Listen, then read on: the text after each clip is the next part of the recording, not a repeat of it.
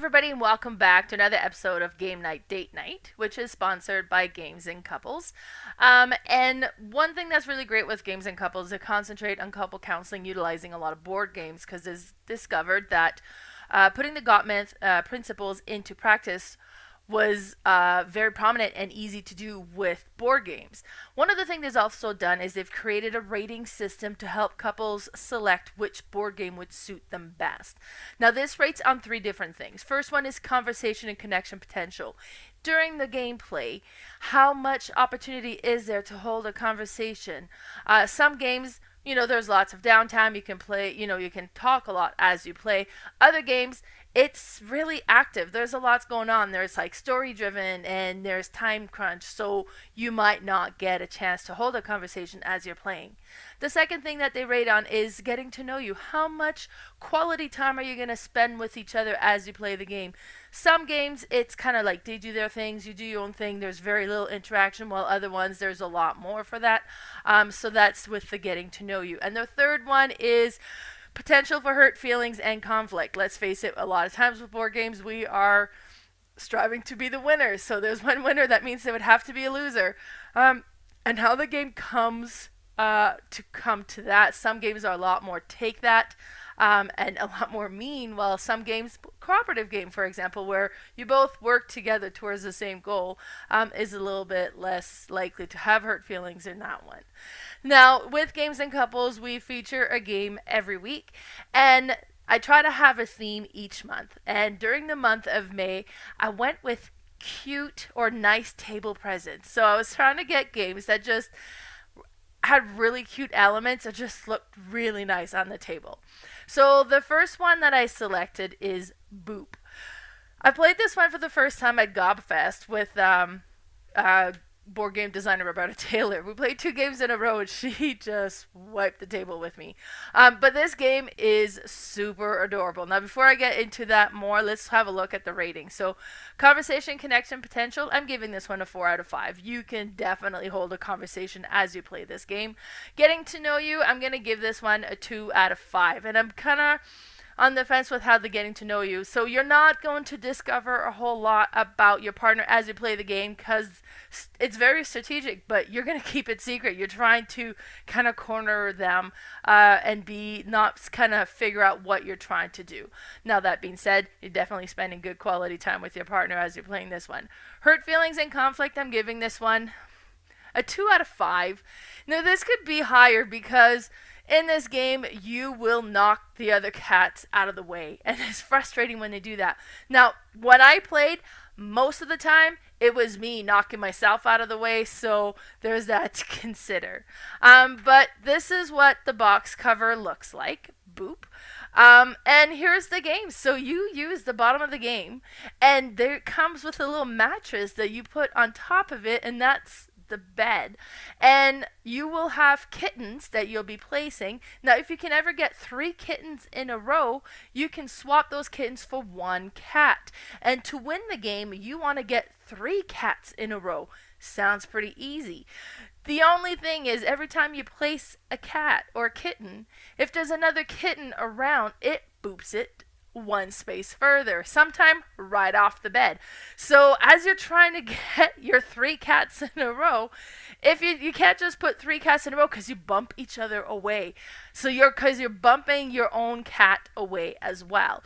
Now, so you do that. Now, if you do and place a kitten next to a big cat, that's not gonna bump away because it doesn't have, like, kittens don't have enough weight to bump a cat. But this game is so interesting. It's a very clever, puzzly, chess-like game. But it's a lot.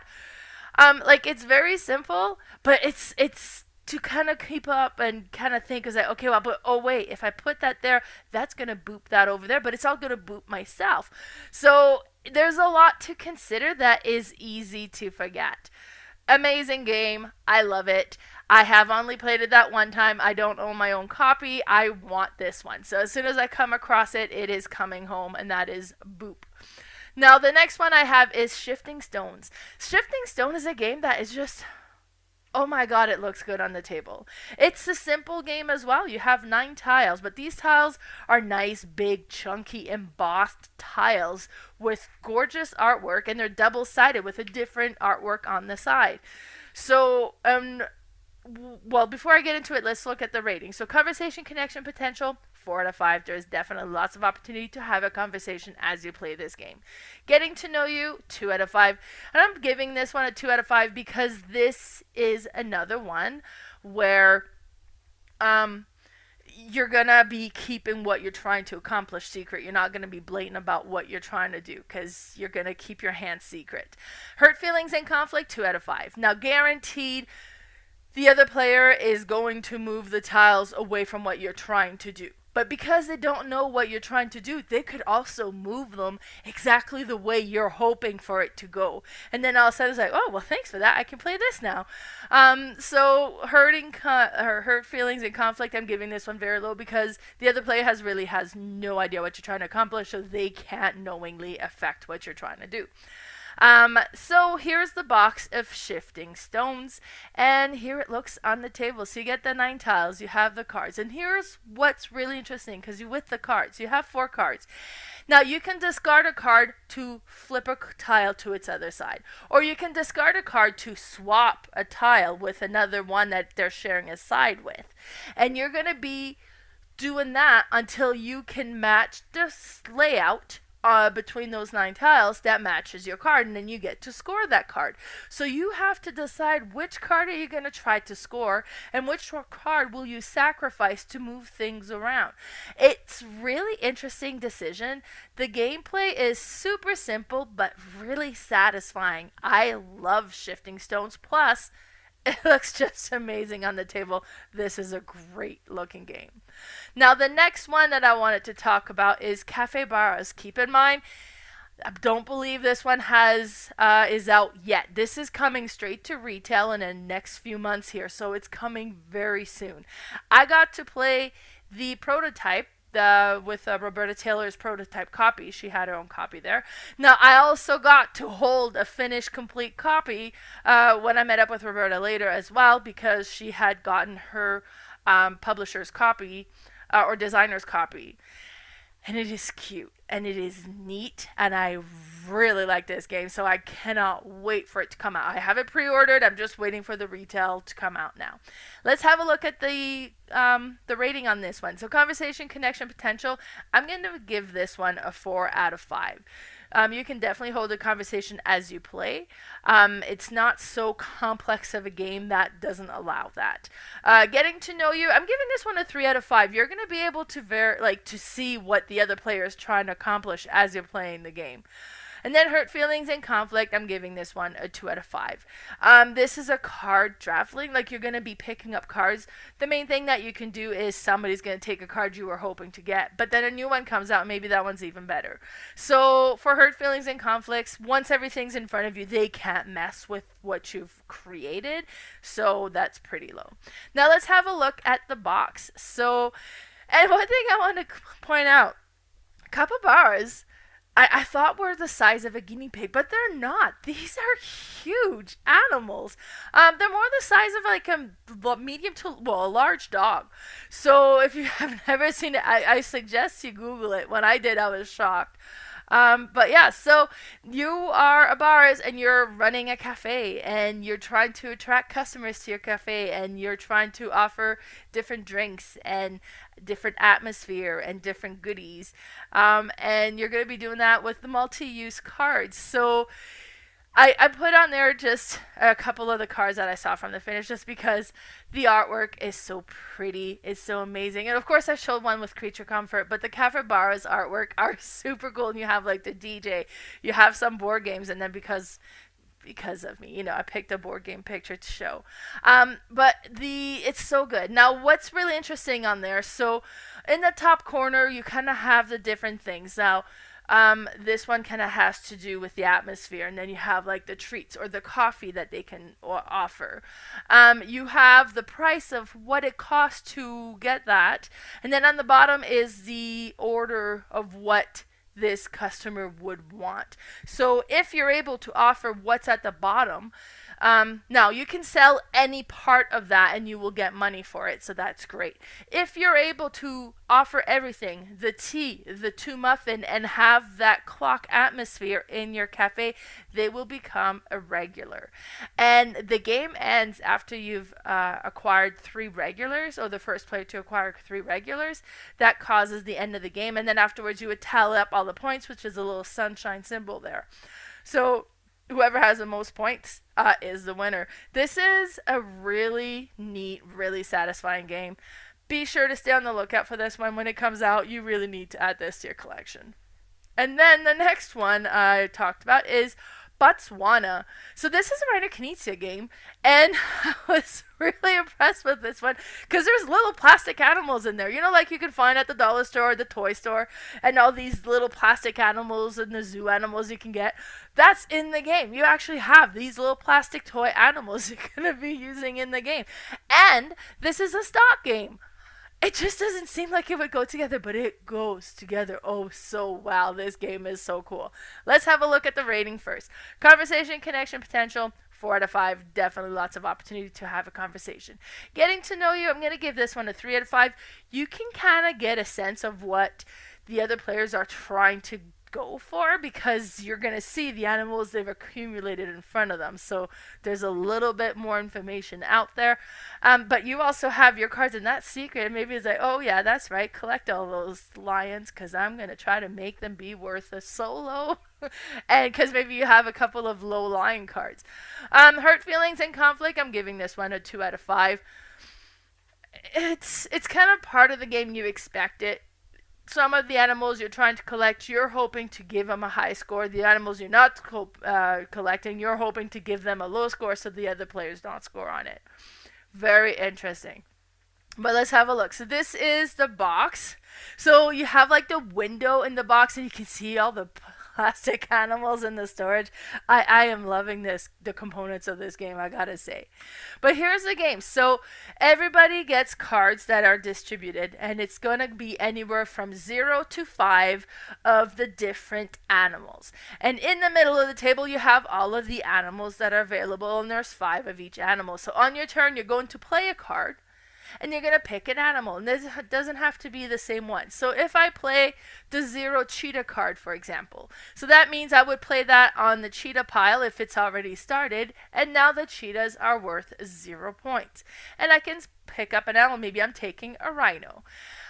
So now, if the game would end right now and I had cheetahs in my hand, they'd be worth 0. So that wouldn't be great. But that's okay. Maybe in this case, I have like the 4 and the 5. So maybe I'm going to play the higher scored cheetah. And then I'm holding on to the 0 to make sure that that one doesn't get played. So, that would be a strategy that you could go for. Now, the game ends as soon as one of the animal has all the cards from 0 to 5.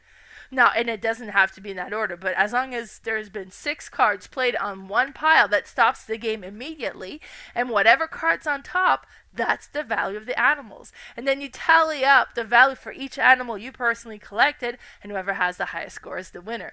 So it's really frustrating when you're like, okay, I'm accumulating all these elephants, so try maybe not to put all your eggs in the same basket, but maybe I had really good elephant cards in my hand, and the game ends and I didn't get to play my 5, and the elephant's only at 3, or worse, it's at 0. And so it's a really interesting game.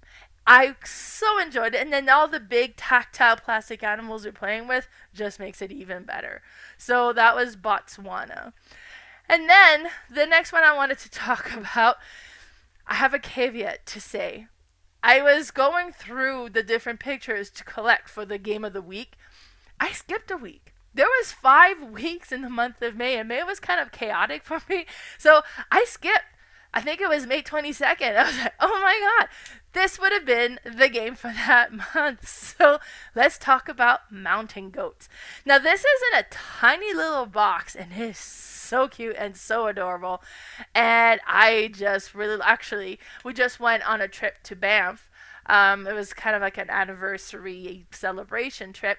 And we played mountain goats while we're in the mountains in Banff, and we actually saw some mountain goats around. So that was just like the perfect game to play for that scenario. Let's have a look at the rating. Conversation and connection potential, 4 out of 5, easy. You can most definitely have a conversation as you play this game. Getting to know you, 4 out of 5. You see what the other player is trying to do. And you can kind of, it's like, okay, oh, no, oh my God, you got there. Well, I'm going to try to, get into the way and then affect that. Hurt feelings and conflict, 2 out of 5. The goal is to be the king of the hill. So you're trying to bump the other player off the summit, but if they're at the summit, they've already collected the points for being there anyways, so there's not tons of hurt feelings for that. Now let's have a look at the box. So this is the box for mountain goats. I really like the artwork and the colors. It's such neat bright colors, and when you have it all set up on the table, so you have the column from 5 to 10, and then you have 3 cards at 5, 3 cards at 6, and then 2 at 7, 2 at 8, and 1 at 9, 1 at 10. Then you get 2 dice, and you're going to roll those 2 dice, or no, it's more than 2 dice. I want to say 4 dice maybe? So I think it's 4 dice. You roll the 4 dice, and then you create different combination, and never how many clusters you wish. And then let's say I have like a 6, and then I have a 3 and a 2. So then I can move my goat up on 6 once, and then a second time on 6, and then with a 3 and the 2, I make a cluster of 5, and I can move up on the 5. And you're trying to move your colored goats on each of those up. If you ever reach that black number, you get to take a token worth that many points, and that goes into your pile of tokens that you've collected. Now, if you ever get one of each number, you get a bonus token, and the first one to get it gets 15 points. Second one gets 12. And then the one after that we get 9, and then 6. So it pays off to get all of the numbers first. Then the game ends when that last bonus token is taken. But in the meantime, you're still collecting tokens as well, or when 3 of the mountains have no more tokens. That triggers the end of the game, and then you tally up all the points you've collected between each of the score tokens you've collected plus the bonus tokens, and then you tally up whoever has the most points is the winner. Now what's really interesting is when you get at the top, so let's say I move my goat up and I'm at 7, then I collect a 7 token, but my goat stays there. And if I roll another 7, then I collect another token, and if I roll it again, then I collect another token until another goat bumps me off. Then they take over the king of the hill and get the 7 token, and they bought me all the way to the bottom of the mountain, and I have to work my way back up if I want to be able to score a 7 token there as well. So that whole concept, how that all works, is so simple and pleasant and fun. So actually all the games I've talked were really kind of nice looking game, simple to play, but very satisfying to play. So be sure to check them all out. And let me know if you've played them, what you thought of them. So those were the 5 games we talked about, or should have talked about, during the month of May. Now be sure to follow us on Instagram. My Instagram page is Mel's_boardgame_room, and we also have Games and Couples. We're also on Facebook as Mel's Board Game Room and Games and Couples Love in the Age of Board Game, as well as YouTube, Mel's Board Game Room, and also Games and Couples Love in the Age of Board Game. Thanks so much for tuning in, everybody. Bye.